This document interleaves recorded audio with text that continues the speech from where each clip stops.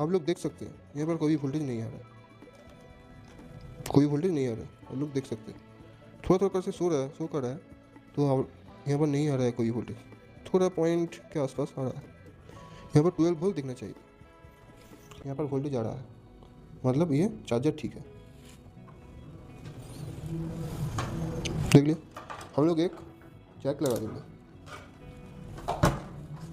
ये वाला एक जैक हम लोग लगा देंगे।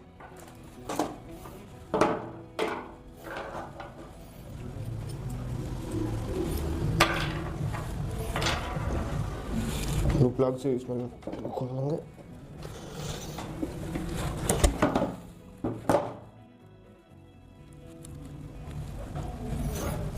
इसके अंदर घुसा कर इसके अंदर घुसा लेंगे, फिर यहाँ पर 16 कर देंगे।